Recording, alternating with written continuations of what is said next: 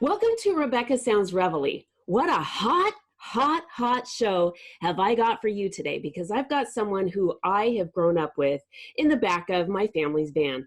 I was keep on trucking down the road with Dad, Mom, and the gang listening to Dr. Hook and the Medicine Show. I've got to tell you what, I cannot tell you how many times I listened to the tape over and over and over again. And then more recently, when talking to my dad and going through things, and I asked where the tape was, oh, can't find it. And I was so disappointed, because this was part of it's just part of my journey. And so I was so excited to find out that my guest, who is a talented songwriter, drummer, musician. He is an arranger, a singer, and he has more to share with us today. And I'm going to bring him on the show because I want him to share and us to talk about the things that not only just brought so much joy to my life, but I'm sure also brought much joy to those who grew up or listened to music in the 70s through the 80s. And if you have been following, maybe if you're new in the millennial, your parents. So welcome to the show, Jay David. Hi. Hi. Thank you very much. I'm good. I'm wonderful. I'm just so excited you're here. I don't mean to step on your toes.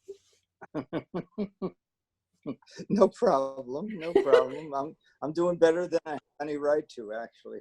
Yeah. Well, this is just so exciting because, and I know I'm turning red just to tell you, I'm keeping on trucking in the back of the van, pulling on little things, looking for the truckers, and just listening to the tape over and over again. And I'm just so excited. I was wondering, and I'm sure the audience is, how ever did you land a gig like that?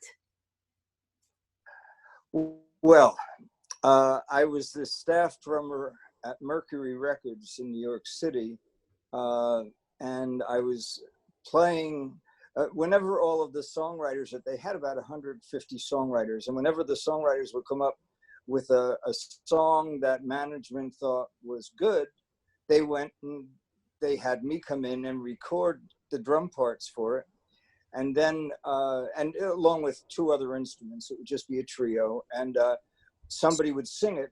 And that's how they would shop those songs to other artists that were looking for material in those days, this being the late 60s.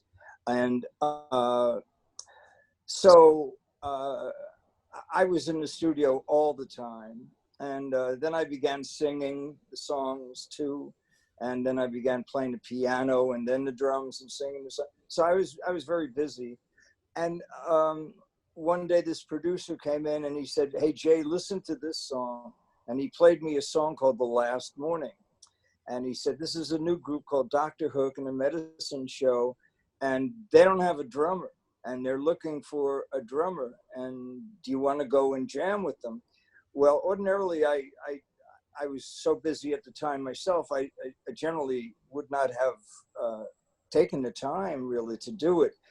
But the singer's voice, as it turns out, Dennis, I had to play some music with a guy who could sing like that.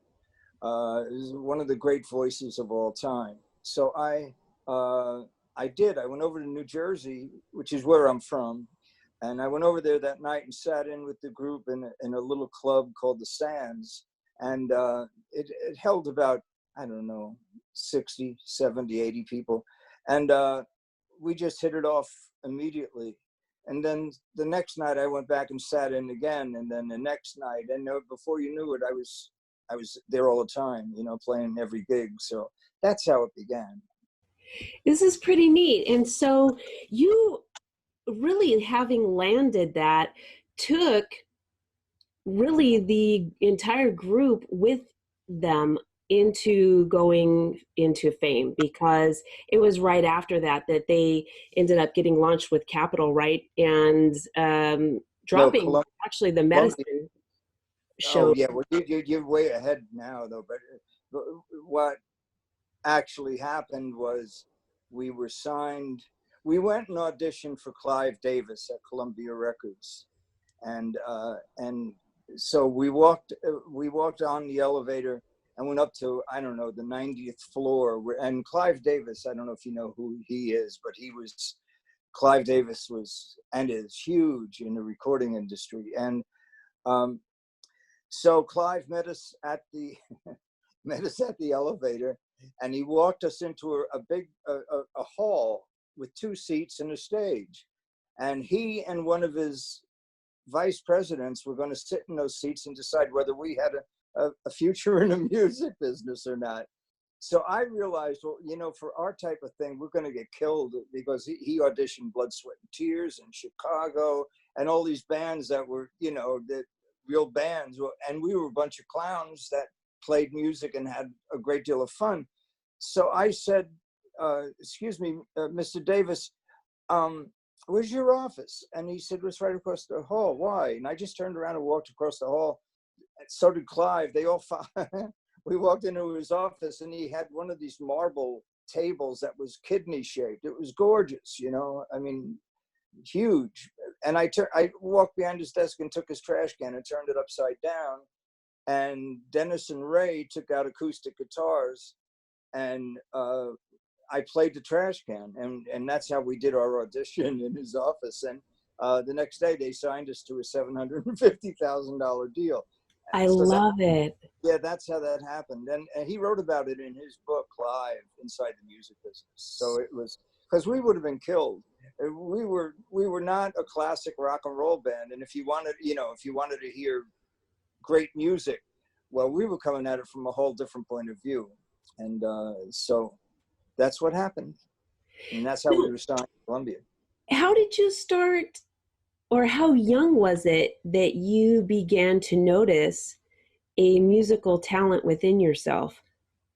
Well, I started singing on a radio show when I was 2.5 in New York City. It was called, there may still be one left, a chain of automats called the Horn and Hard Art, and where you would go in and you drop 50 cents into a slot, the coin thing, and you'd open the door and out would come a piece of pie. And they had all meals, and there used to be hundreds of them, but now I'm told there's just one of them left. But it was called the Horn and Hard Art Children's Hour, and I was little Jay David from Bayonne, New Jersey, and so I started singing on NBC Radio on Sundays, and it was as natural as talking to you right now, because my mother would listen to like Eddie Arnold or whatever it was that she would listen to on the radio. And she was naturally, my mother was my muse in a sense. She'd sing harmony to whatever she was listening to on the radio. And I just naturally started singing the third harmony part. So my mother and I were both singing harmony to whatever was on the radio. It was just as natural as that. That's why I always arranged all the vocals for Dr. Hook when I was with the band and sang the baritone part. See, this is just fantastic, because this was innate and it has carried you, I mean, even till now, and we'll talk about that here in a minute, but you started doing not only the singing part of things in your life at an early age, but drumming as well. Yeah, I got, well, I joined a drum and bugle corps when I was, I think, 7 or so. And I went, St. Vincent's Cadets, I'll never forget them. They were wonderful, national champions. So I went and I joined. My sister had marched with them a few years previous to that. And so I went and they said, okay, here's a bugle. And we think you could be a pretty good bugler. So we want you to take the bugle home with you and just practice and see if you can get any notes out of it. And I said, okay. So I took my bugle home with me, and it hurt my lips so bad. And I said, I don't like this. It's not supposed to hurt. It's supposed to be fun. Uh-huh. Well, about 2 or 3 weeks went by, and there was a knock on the door one day. One of the guys, one of the young members of the corps said, I've come to collect our bugle. And I said, oh, okay. So it came in a case, and I I gave the guy the case, and he opened it up, and he said, okay, there's the bugle. Where's the mouthpiece? I said, mouthpiece? What mouthpiece? I didn't know any better, and they didn't give me a mouthpiece. I was trying to blow through the little hole at the end of the bugle. Oh, no wonder. That's why it hurt so much. So that's when I said, well, I'm going to play the drums. I know what drumsticks look like. And so that's what I did. I started playing the drums, and my folks would take me to nightclubs, and I'd sit in with bands and play. When I was, I don't know, around 10 or 11. And then I started teaching drums. And although I didn't take any lessons, I had a method that just occurred to me, that people would come to me and say, Jay, I don't want to be a drummer, but I broke my wrist, and my doctor wanted me to take drum lessons to strengthen my wrist. Can you help me? And I was 15 at the time. And it occurred to me to say, sure, I can help you. What's your favorite song? And they told me whatever it was, maybe a Little Richard song or something, Good Golly, Miss Molly. And I would tell them, okay, well, listen, next week, bring the 45 in. And 45 is our little records, folks. For those. A little bit bigger than a CD and a little bit smaller than a 33. Exactly, with the large hole in the middle. And so the woman brought her Good Golly, Miss Molly the next week. I put it on, and I had her play along to her favorite song. And before you know it, she's lost in the song. So it wasn't a matter of reading eighth notes, it was a matter of playing Good Golly, Miss Molly, and so that's how I taught.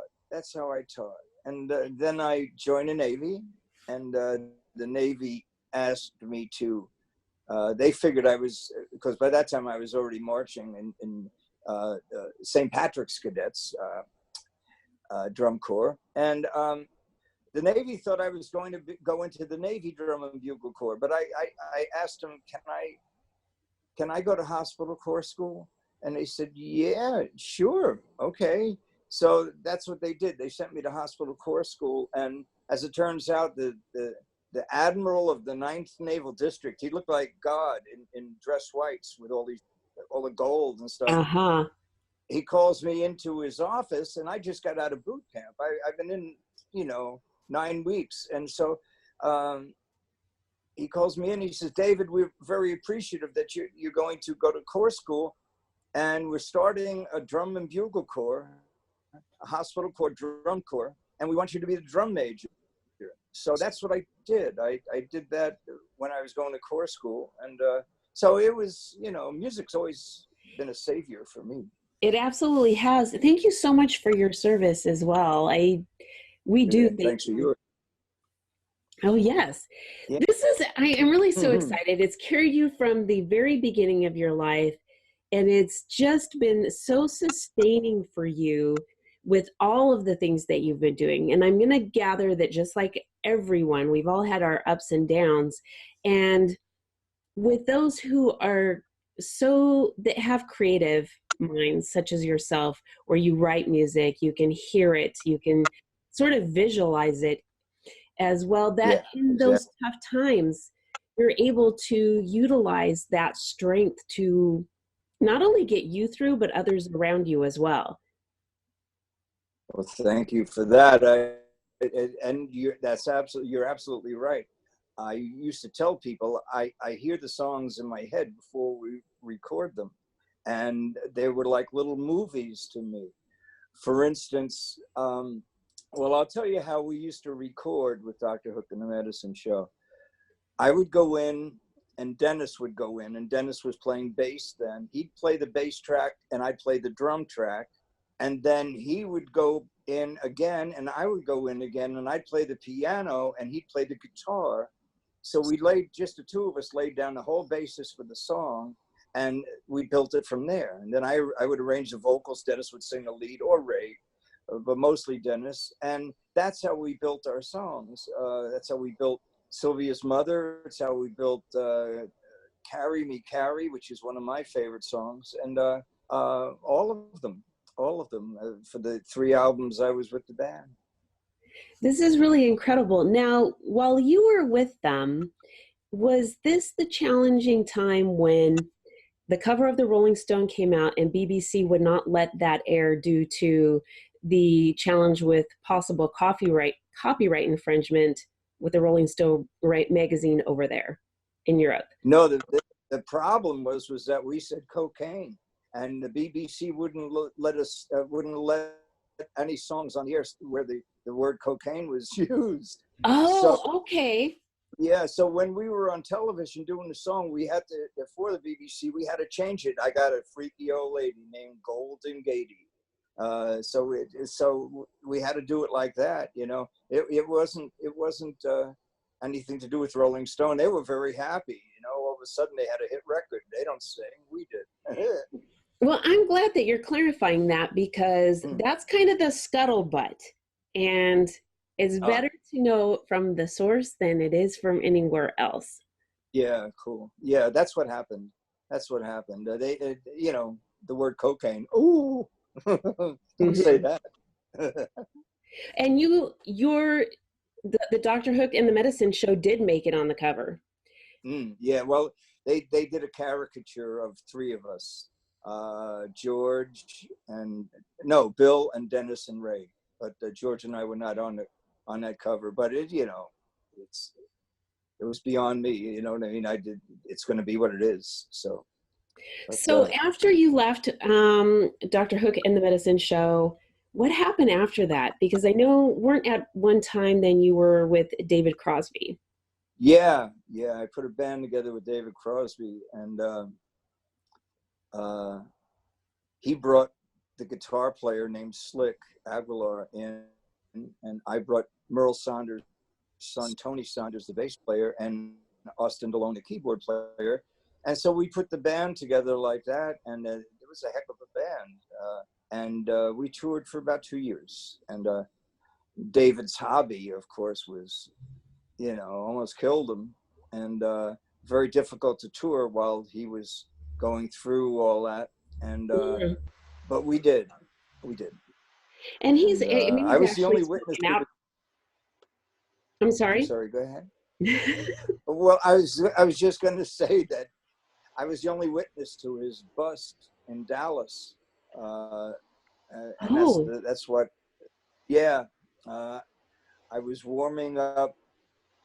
Well, it's a drug story. I don't know if I should get involved. I'll tell you what you can do. You can read David's autobiography, Long Time Gone, out on double 3 chapters of it, where I explain the whole thing there. But suffice it to say that the club filled up, the dressing room filled up with about 20 cops, and David was in the corner getting high, and I was drumming on my knee, which I do before the show, before the electric show. David had already done. See, the show was David would go on by himself and do an acoustic show, then there'd be a break, and then we would all go on and do the electric show, and it occurred between the acoustic and the electric shows. So. Yeah, rock and roll can be very dangerous. Very dangerous. Yes. Yeah. Yes, and he did recently come out and speak a little bit about what had happened and different things. But I know that oftentimes when you're young and you look at stars or rock and roll bands and you see this group or you see this star, this icon, and you think, I want to be like them. You idolize them. You don't really realize what's happening always behind the scenes. And so the image of fame or money or really getting your talent out there sometimes seems like that'll never happen to me, even if you do hear something. But in reality, that's just naive, really. It's part of the illusion. We're people just like everybody else. We just happen to make music, and people happen to like what we did, and so they want to see us do it. And that's, you know, I'm just like everybody else, you know, I'm just I make the same mistakes we all make. I'm human, and so's Crosby, so's everybody, you know. Yeah. So it's an illusion. It appears that way. Somewhere right now, somebody's looking at you and they're saying, "Oh, I hope I get the same kind of show Rebecca has one day. That looks fantastic," you know. And that's, you know, that's how human nature is. Sure, Mm-hmm. sure. When I was a kid, I watched Louis Bellson. He was playing with the Dorsey Brothers band. He took Buddy Rich's place for just a weekend, and I was a little kid. My folks managed a nightclub up in Massachusetts, and I saw that, and that's when I fell in love with the drums. But then I saw a young man with a horn, and I fell in love with the trumpet, and that's when I wanted to play the trumpet, but they didn't give me a mouthpiece. So yeah, illusions. You can make them real. I did, you know. Yes, So. you did. And so with that, I want to ask you too, what does it take? How much practice does it take to get this skill mastered, or to even, as you're going, say, on tour or to create an album, to really master that and get it to as close to perfect as you want it, not necessarily everybody else, but you yourself as the creator of that piece? Well, when I was a kid, when I was younger, I would play all the time.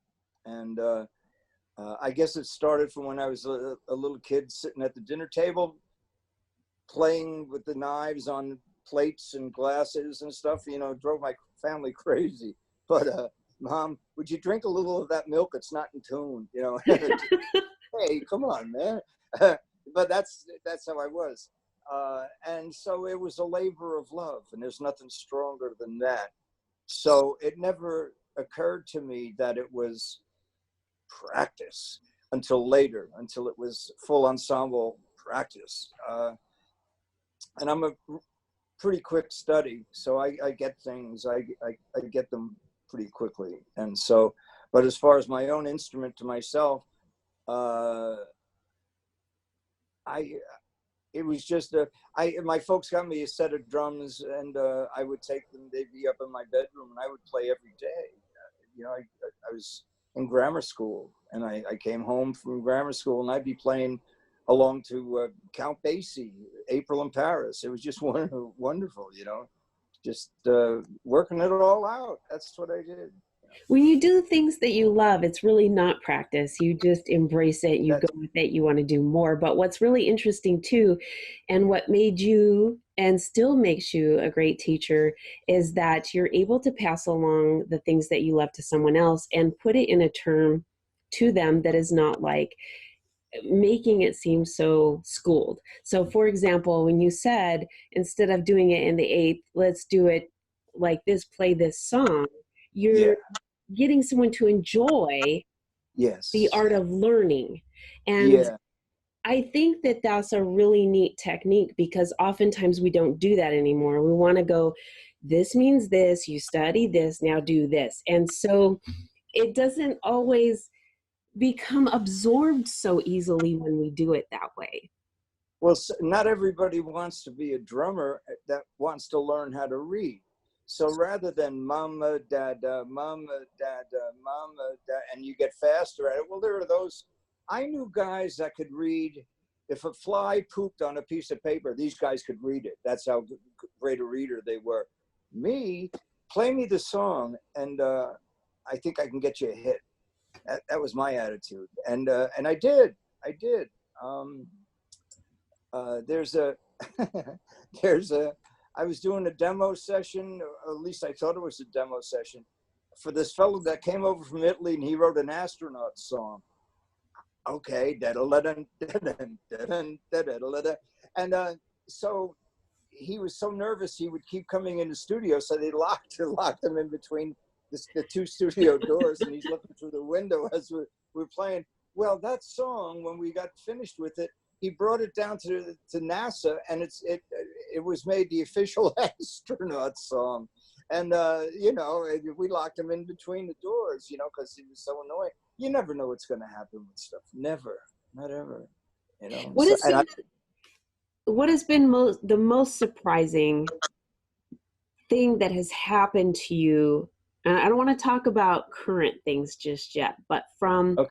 the time that you hit it big up until um, till just recently, not with what we're going to launch here in just a few minutes, but Okay. the most surprising thing do you think that has happened? Well, the most surprising thing that happened to me was, talk about illusions. I thought if I ever have a #1 record in the world, I'm set for life. That's what I thought. Oh, And the day that our song Sylvia's Mother hit #1, I cried because I realized that was, I couldn't have known any better until, but it actually happened for me. And I realized while it's #1, I'm already thinking about what are we going to record next, because it's not, there's no goal line. You don't, it's not like football or baseball. You don't hit a ball hard enough that goes over a fence and you get one. Uh, you rush a football over a line and you get 6. Well, music isn't like that, and they still apply numbers to it. But I was, it's not an event. It's a process. If you're really serious about it, which I am. So while yes, that was great, #1, and but I actually cried because the illusion went away, and it was replaced by the reality, and that was even sweeter. Which mm. was, I'm gonna, now we're on to the next, and on to the next, and on to the next, and uh, ad infinitum, hopefully. You know. So this is a really good point for me to share with those in the audience that by perseverance and envisioning a dream and pursuing that dream, you can actually achieve it. There is nothing that by continuing to move forward that will stop you from achieving it. You just have to keep doing it and keep on.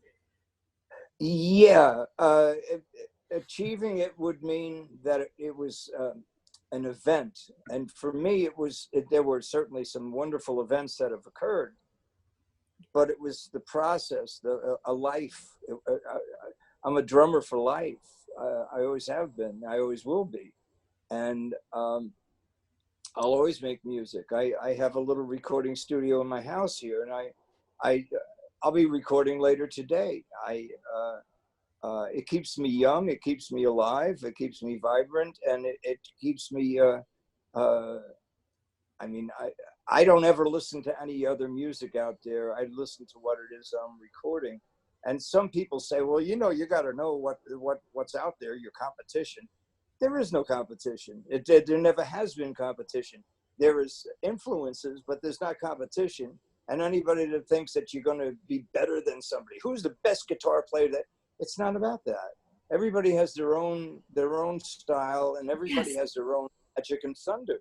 And you like some people's thunder better than other people's. Cool. That's how taste is developed. So it's never a matter of I like him but not him. Okay, you know, some people got to relax a little bit on that. This is really important what you're saying because comparing ourselves with other people doesn't allow us to be genuine and true to embracing the talents and the uniqueness about what we possess within ourselves. And ultimately, when we do that and we can push those things to the best of our ability, we can really surprise ourselves with the things that we can do. The thing is to remain authentic, I like and that. to remain authentic is the thing. To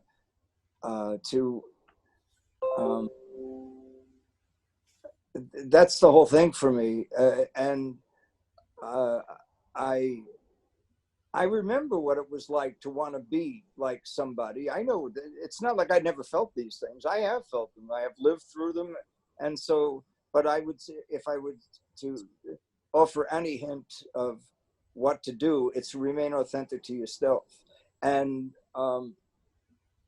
own your mistakes and embrace them, because that's all they are, is mistakes. That's so true. That's so Yeah. true. Now, being true to yourself and being authentic has led you to another journey in your profession, your career, your passion, and you recently released an album, The Road, and I Yeah. am really excited about several of the tracks on Okay. there. I want to share with you. I would like to say every name on there, but I'm going to say one because of how popular one of the songs was with Dr. Hook and the Medicine Show and the cover of the Rolling Stone. So Yeah. when I heard the cover of AARP, I was absolutely beside myself because let me tell you, Jay, this took it. Okay, the song itself was absolutely right on the mark, but what it told me was a story of my life with you and a story of your life through everything and where it had been. And this was pretty amazing. Well, thank you. Thank you. I knew that once I started seeing Bob Dylan's picture on the cover of AARP, and I realized, wait a second, this is, yeah, all of us got older. And as George Cummings once wrote, and I played for you and you paid for me as we got old together. And that's exactly what it was. We've all gotten those of us of a particular generation and those who followed, nobody's getting younger. Yes. So, and I brought the song to AARP, and they said, "Oh no, we don't. We're just going for the upwardly mobile over 50s." And I thought, well, you people are missing the point. You're missing the point. Yes. I may bring it back to them again. You know, it's very important to the demographics are changing, and there's more older people now, and we have some wonderful opportunities to carry this forward, and that's what I'm trying to do, is pay it forward in the only way I know how. And so, I mean, yeah, I was a big rock singer, but now, now I got arthritis, so Yes. that's why I sang about it. You know, I wrote it that way.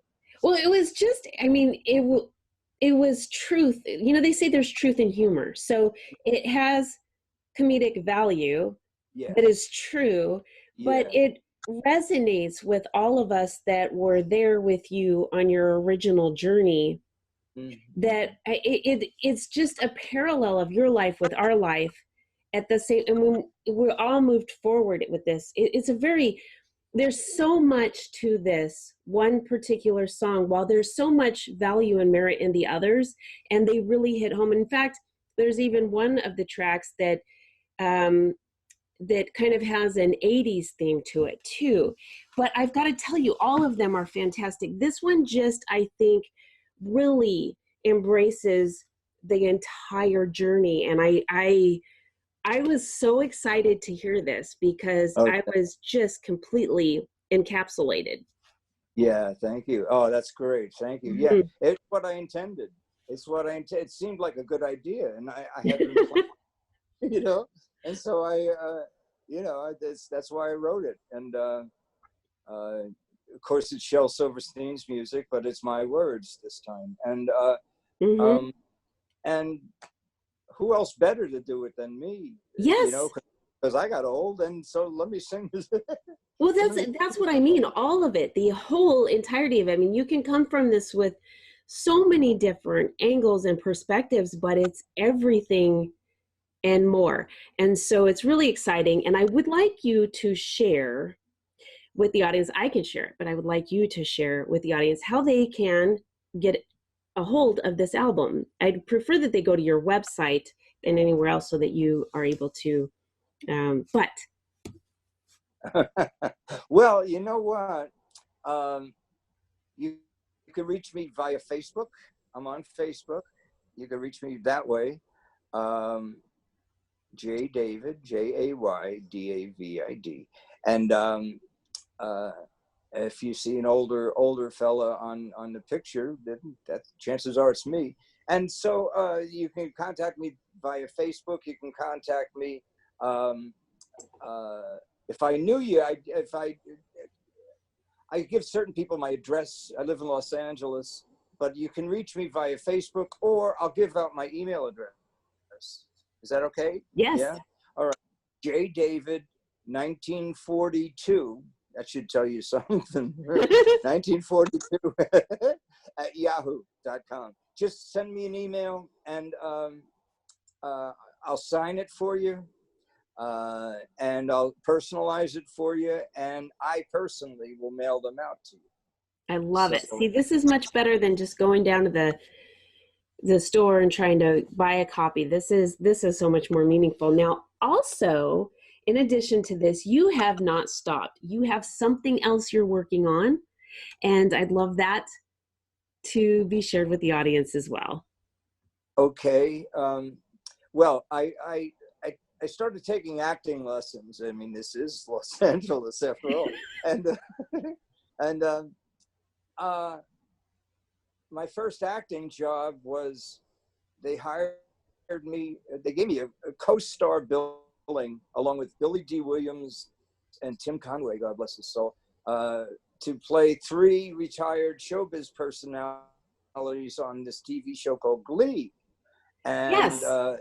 So yeah, they paid me a lot of money and gave me co-star billing, and it was my first acting job ever. You know, it was great. So I've been in a few TV things and a few movies, and the nature of the state of that art these days is the major motion pictures put out maybe 125 films a year.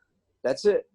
Mm-hmm. Everything else is done in short films, and short films are done and then they're brought to festivals where buyers are, and they will underwrite. If they think it's a great 16 minutes, they will underwrite the rest of it. And that's how independent films get done. That's how Netflix is doing it. It's how HBO was doing it. So that's the nature of that movie game these days. And so I'm in a bunch of those.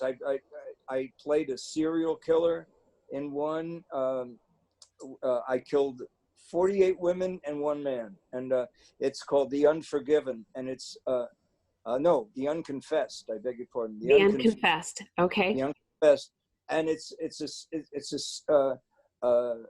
there are 6 killers, me being the serial killer, that are interviewed by a forensic scientist who wants to, and we were never caught.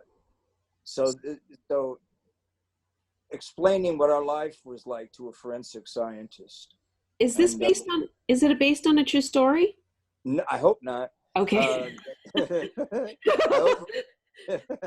Because these guys would have been caught already, right? You know, if you haven't confessed, nobody even knew you did it. Now you're explaining that you did well, they could be at the end where they don't show that they eventually got caught or something. They just ended up doing. Yeah. Well, it's very scary. My particular part, I play a guy named Tick, who's from the Deep South, and they put dark circles under my eyes and stuff, and I look crazy, and that's good. I like that. I love doing that stuff because it. I stabbed her, and then I cut his throat too, and I got laughing, and I'll send you a clip of that if you want to see me being nuts. Yes, absolutely, I do. And one of the things too, Jay, is oftentimes people think, and I've heard this repeatedly, that I thought about getting into acting, but I heard anybody over 40 can't do it, so I've just kind of given up. Oh, don't do that. Yes. Don't do that. You know why? I'll tell you why. Because as long as they make pictures about real people, there's room for us folks to get involved. They have to hire us. Yes. You know, now those movies that are put out that they want to show nothing but beautiful young people, that's nice. That's nice. Nice.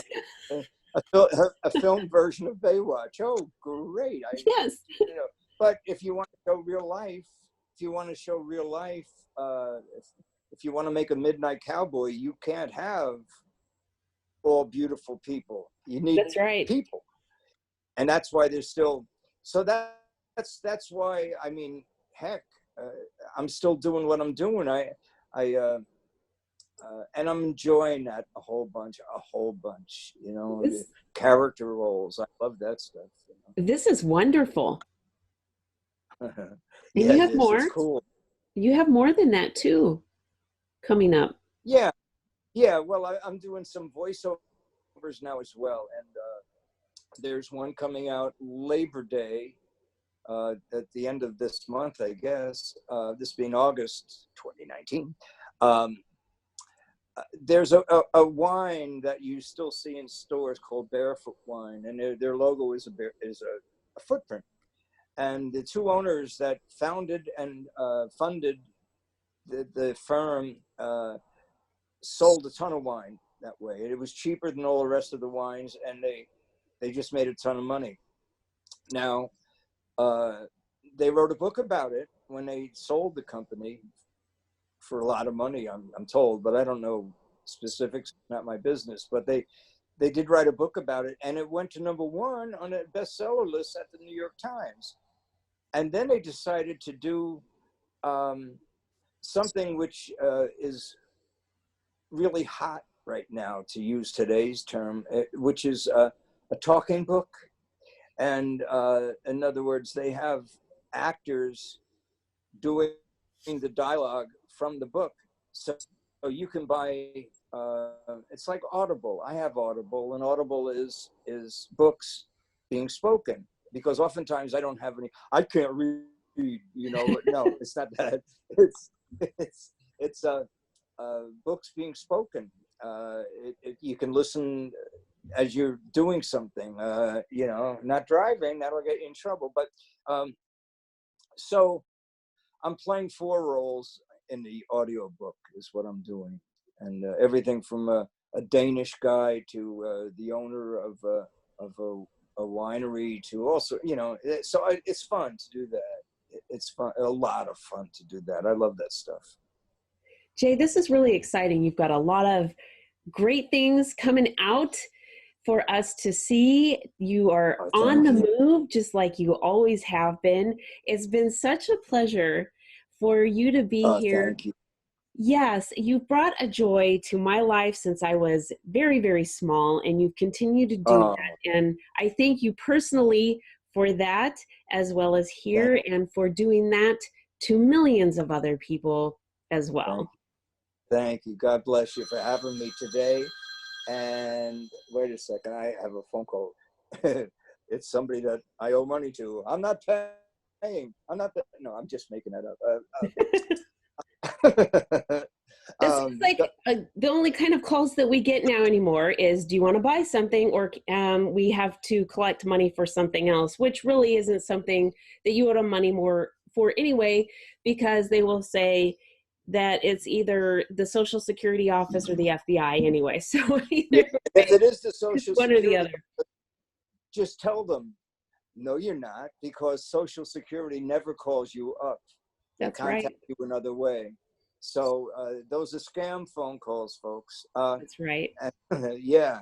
And I generally have some fun with those phone calls. Whenever I get one like that, I say, okay, why don't we meet at 2:00? Okay. And they don't want to meet you. They just want you to send them money, and it's, so they generally, I get them to hang up before I do. So, it's crazy, but I have a lot of fun. Life is good. Life is good. God bless you, Rebecca. Thank you. And God bless all y'all for watching this today. Isn't she beautiful? It's great to see a beautiful young lady do a good thing. So I'm very happy I was on with you today. Thank you. Thank you. And for all of you who are watching and listening, go to jdavismusic.com. you definitely want to see what he's got going on there. Get a copy of The Road, but you want to get it from him direct so he can sign and send it out to you. And I will.